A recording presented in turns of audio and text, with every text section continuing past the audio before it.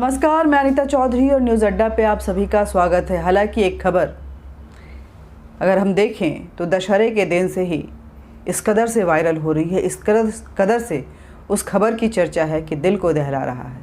लेकिन लोग फिर भी इसे किसान आंदोलन ही बता रहे हैं। ये कैसा किसान आंदोलन है जो सारी हदें पार कर रहा है, बर्बरता की भी, बदतमीज़ी की भी, और अपने अधिकार के नाम पे दूसरों के अधिकारों के हनन को लेकर के भी। लेकिन मैं आश्चर्यचकित इस बात से हूँ कि आखिर कहाँ है हमारी सरकार और कहाँ है सुप्रीम कोर्ट। दोनों ही लगातार असहनीय, बर्बर, अमानवीय कृत्य जो हैं वो किसान आंदोलन के नाम पे किए जा रहे हैं। ये आंदोलनकारी जो हैं वो सारी हदें पार कर रहे हैं, हमारे तिरंगे का अपमान कर रहे हैं, खालिस्तान जिंदाबाद के वो नारे लगा रहे हैं, खालिस्तान प्रो एक्टिविटीज़ वो कर रहे हैं और प्रो खालिस्तानी नेताओं के वो पोस्टर्स लगा रहे हैं। यही नहीं, लोगों के आने जाने के लिए वो इतनी मुश्किलें खड़ी करे हुए हैं कि वहाँ उस रास्ते से लोगों का आना जाना दुश्वार हो गया है। अगर कोई कुछ बोलता है तो उसके साथ मार पिटाई, कुटाई, बदतमीजी, गाली गलौज सारी चीज़ें होती हैं। और अब तो बात इस कदर बढ़ चुकी है कि वहाँ रेप भी होते हैं, वहाँ मर्डर भी होता है और निर्मम हत्या करके उसके वीडियोस भी बनाए जाते हैं। उसके बाद ये भी कहा जाता है कि मुझे इसका कोई अफसोस नहीं है। मीडिया जब कवरेज के लिए पहुंचती है तो उसको गालियां भी दी जाती हैं। कल से एक वीडियो जो वायरल हो रहा है जिसमें एक व्यक्ति की किस तरह से निर्मम हत्या की जा रही है। ये व्यक्ति जो है वो दलित है और वो किसान आंदोलनकारी किसानों के उस स्थल तक पहुंच गया। उसको लेकर के निहंग जो आंदोलनकारी हैं उन्होंने सिर्फ इसलिए क्योंकि वो व्यक्ति दलित था और दलित होने के नाते उस पर उन्होंने आरोप लगाया है कि वो गुरु ग्रंथ साहिब को, यानी कि सिखों के पवित्र जो ग्रंथ है उसको उसने छुआ है और उसको इसका कोई अधिकार नहीं है और ये बदतमीजी वो कभी भी बर्दाश्त नहीं कर सकते हैं। इसलिए उन्होंने सिंघू बॉर्डर पे उस व्यक्ति की हत्या कर दी। मैं पूछती हूँ कि कहाँ हैं वो आवाज़ें, कहाँ हैं राजदीप सरदेसाई, रवीश कुमार और ना जाने ऐसी कितनी आवाज़ें, अजीत अंजुम। जो एक हिंदू अगर कभी क्वेश्चन भी मार्क कर दे तो ये लोग ऐसा बवाल खड़ा करते हैं कि मानो हिंदू होना कोई पाप हो गया है। अपने अधिकार की बात वो नहीं कर सकता है, अपनी सुरक्षा की बात वो नहीं कर सकता है, अपनी सुरक्षा में वो हाथ अगर कोई उसके पीट रहा है तो नहीं उठा सकता है।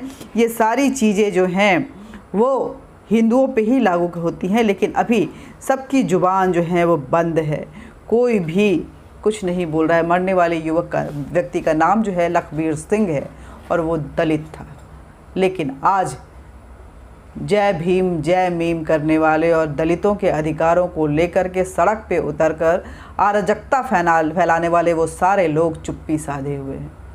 हम शुरू करते हैं एक एक वीडियो से और आगे बढ़ते जाएंगे। सबसे पहले वो वीडियो दिखाने जा रही हूँ जिसको निहंगों ने उस व्यक्ति की हत्या करते हुए उस वीडियो को बनाया। इस वीडियो में वो पंजाबी में जो बोल रहे हैं उसका मतलब यही निकल रहा है कि तुझे कोई छोड़ा नहीं जाएगा, तू ये बता कि तुझे किसने यहाँ पे भेजा है और तूने ऐसी हिम्मत कैसे की, गुरु ग्रंथ साहिब को क्यों छुआ, हमारे पुस्तक को क्यों छुआ, इसके लिए तुझे मौत की सज़ा दी जाएगी। ये सिंघू बॉर्डर पे, गाजीपुर बॉर्डर पे जहाँ पे आंदोलनकारी किसान बैठे हुए हैं वहाँ पे उनका अपना कानून चलता है, इस देश का कानून नहीं चलता। वो व्यक्ति गिड़गिड़ा रहा है, उसके एक हाथ कटे हुए हैं और पास में पड़े हुए हैं।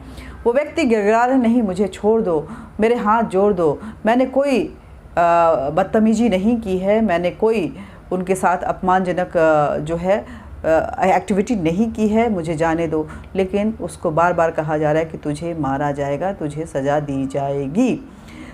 सबसे पहले तो ये अपील करती हूँ कि जो कमज़ोर दिल वाले हैं, जो सेंसिटिव लोग हैं, जिनके जो संवेदनाओं से भरे हुए लोग हैं, वो जो वीडियो दिखाने जा रही हूँ उसको ना देखें, क्योंकि ये दिल दहलाने वाला वीडियो है और इसको देख करके दिल ऐसा फटा जा रहा है कि ये हमारा ही देश है जहाँ संविधान बचाने को लेकर लोग सड़कों पे उतरते हैं, लेकिन आज कानून की धज्जियां कुछ इस तरह से उड़ाई जा रही हैं कि संविधान की आंखों में भी रोना आंसू आए होंगे और बाबा साहब अम्बेडकर भी सोच रहे होंगे कि आखिर ऐसा कौन सा संविधान हमने बनाया और उसमें कितने लूप होल्स छोड़े, जिसको लेकर के आज लोग इस हद तक पहुंच गए हैं। उनकी जो शोखी है, उनका जो मन बढ़ा हुआ है, वो इस हद तक पहुंच गया है कि वो खुलेआम हत्या कर रहे हैं और उसके बाद उनको जरा सा भी डर नहीं है कि संविधान में उनके लिए क्या प्रावधान है।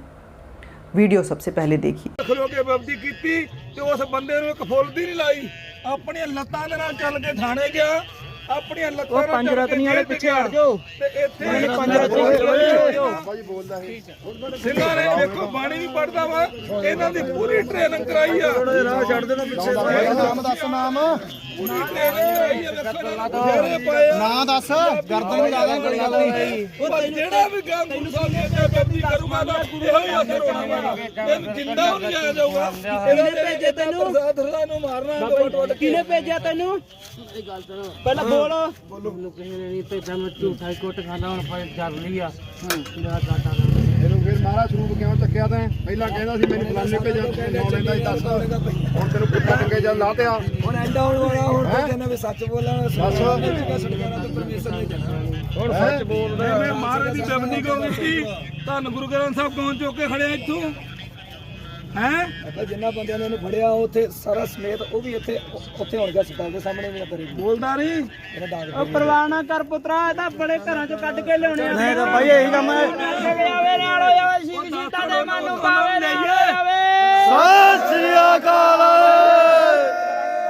ਉਹਨਾਂ ਸਭ ਆ ਜਾਣਾ ਪਿੰਡ ਦਾ ਸੋਨਾਂ ਨੂੰ ਲੈ ਜਾਣ ਘਰਾਂ ਚੋਂ ਕੱਢ ਕੇ ਨੂੰ ਲੈਂਦਾ। ਸੰਗਤ ਜੀ ਇਹਦੇ ਆਹ ਦੇਖੋ ਕਸਹਿਰਾ ਪਾਇਆ ਹੋਇਆ, ਇਹ ਪੰਜਾਬੀ ਬੰਦਾ ਵਾ, ਇਹ ਕੋਈ ਭਈਆ ਨਹੀਂ ਨਾ ਇੱਥੇ ਕੋਈ ਹਿੰਦੂ ਸਿੱਖ ਦਾ ਬਣਾਵੇ। ਇਹ ਨਿਹੰਗ ਸਿੰਘਾਂ ਨੇ ਇਹਨੇ ਪਾਲਕੀ ਦੇ ਵਿੱਚ ਬਾਬਾ ਬਲਵਿੰਦਰ ਸਿੰਘ ਹੋਇਆ ਉੱਥੇ ਗੁਰੂ ਸਾਹਿਬ ਦੇ ਸਰੂਪ ਚ ਕੇ ਆ ਫੜ ਕੇ ਸਿੰਘਾਂ ਨੇ ਇਹਦਾ ਗੁੱਟਕ ਵੀ ਵੱਢਿਆ, ਲੱਤ ਵੀ ਵੱਢਤੀ ਆ। ਤੇ ਪਹਿਲੀ ਵਾਰੀ ਇਹ ਨਿਹੰਗ ਸਿੰਘਾਂ ਦੇ ਜਿਹੜਾ ਸਥਾਨ ਤੇ ਕਾਂਡ ਹੋਇਆ, ਪਹਿਲੀ ਵਾਰੀ ਇਹ ਜਿਹੜਾ ਸੀ ਦੋਸ਼ੀ ਬੇਅਦਬੀ ਦਾ ਉਹ ਸੋਧਿਆ ਤੁਹਾਡੇ ਸਾਹਮਣੇ ਆ।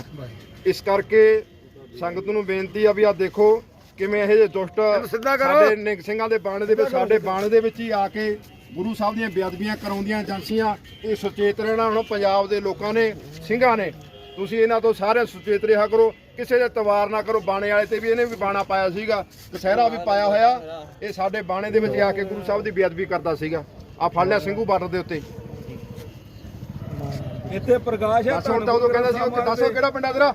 10 ਪਿੰਡ ਦੇ 9 तो देखा आपने इस वीडियो को, और आपको बता दें कि इस हत्या को करने के बाद जो व्यक्ति है सरबजीत, उसने जिम्मेदारी लेते हुए सरेंडर तो किया, लेकिन सरेंडर के बाद भी उसके एटीट्यूड जो हैं, उसकी जो व्यवहार है उसमें कोई बदलाव नहीं आया है।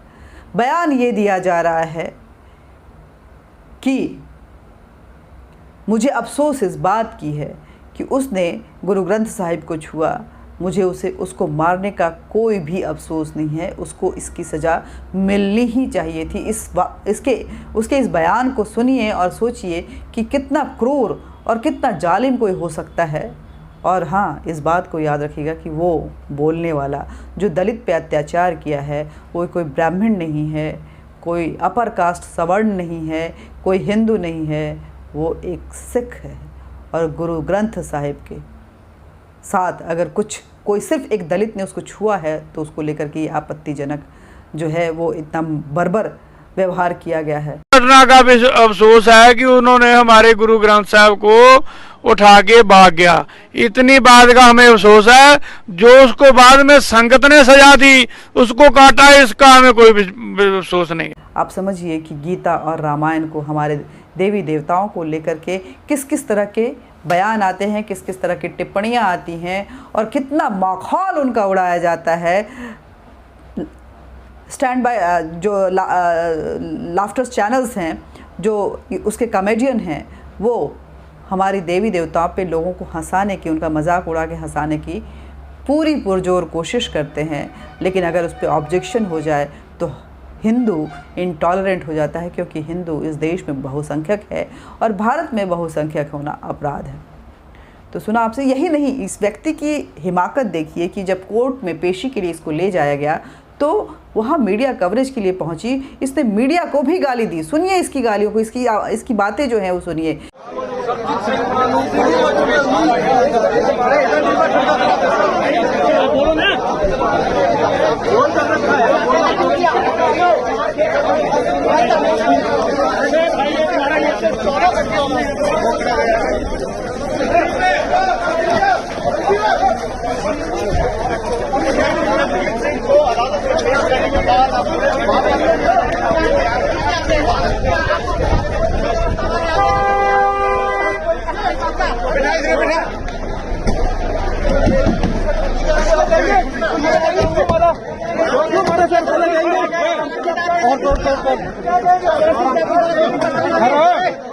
क्या कर रहे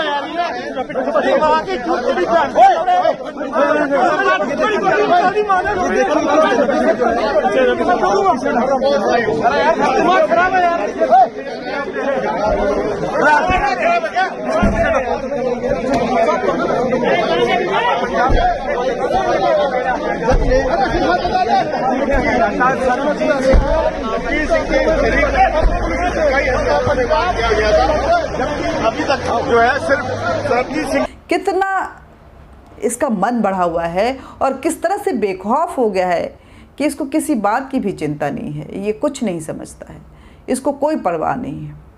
और जहाँ पे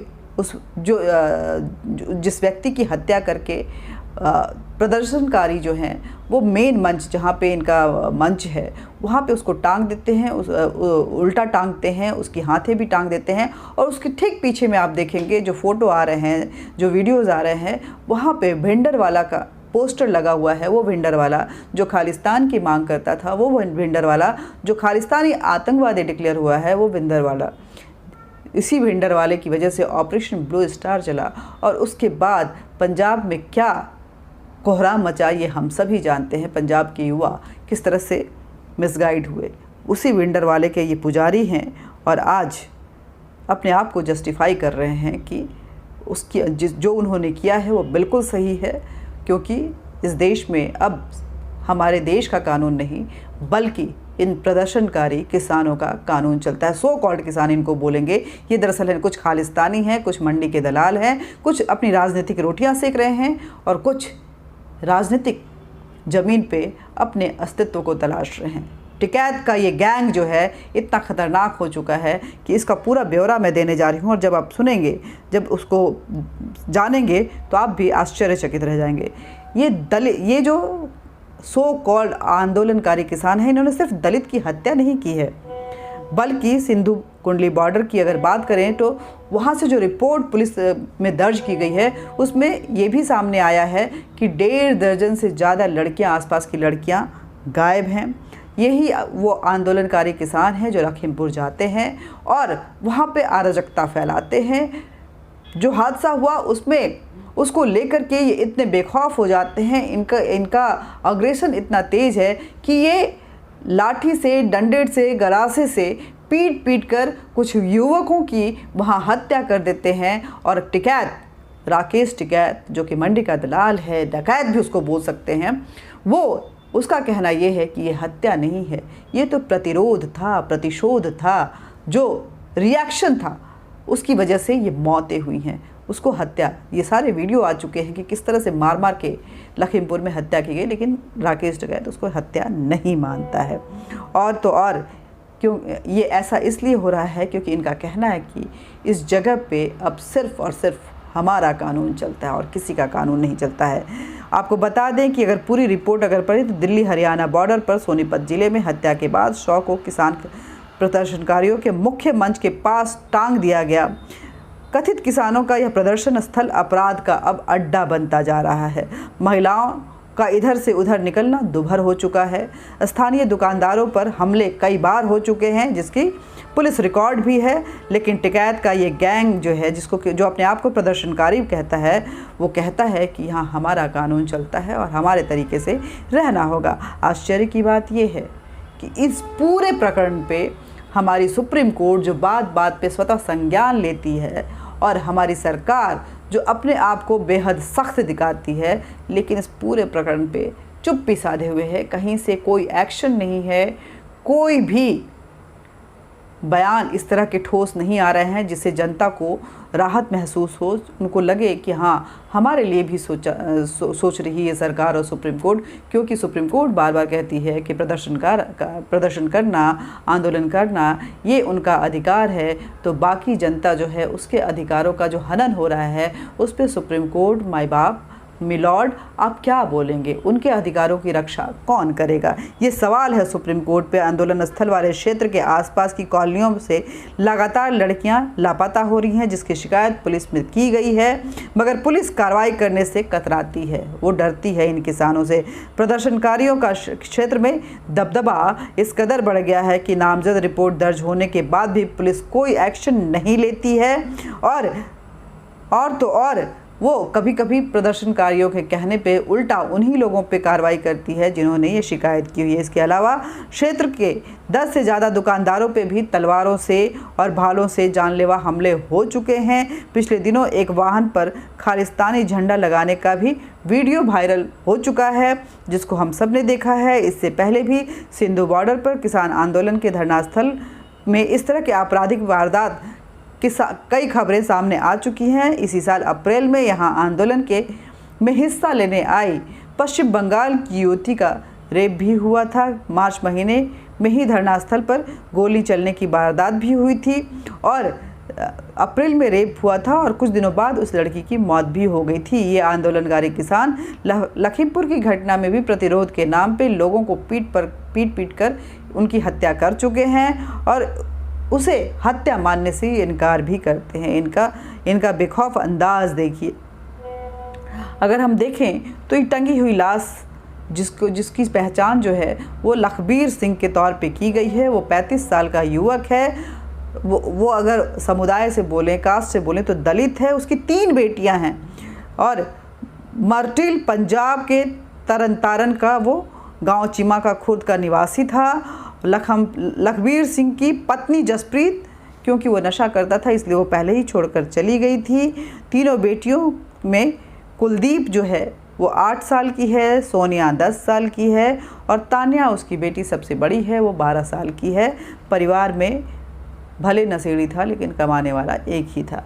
पुलिस के अनुसार लखबीर का अब कोई भी क्रिमिनल रिकॉर्ड नहीं है या किसी राजनीतिक दल के साथ भी वो नहीं जुड़ा हुआ था। जैसा कि वो बार बार पूछ रहे थे कि तुझे किसने भेजा है, तो किस राजनीतिक दल से जुड़ा हुआ है, वो बार बार कह रहा है कि मेरी कोई गलती नहीं है, मुझे किसी ने नहीं भेजा है। लेकिन ये जो अत्याचारी हत्यारे निहंग जो हैं, जो आंदोलनकारी बनकर सिंघू बॉर्डर पे कब्जा जमाए बैठे हुए हैं, गाजीपुर बॉर्डर पे कब्जा जमाए बैठे हुए हैं, उसकी एक बात भी नहीं मान रहे हैं और बोल रहे हैं कि तुझे इसकी सज़ा मिलेगी, तू मरेगा, तुझे मौत की सज़ा दी जाएगी। ये अपना दरबार सजाए बैठे हुए हैं और बाकायदा इसके वीडियो भी हैं जो उनमें से खुद ही एक व्यक्ति ने बनाया है।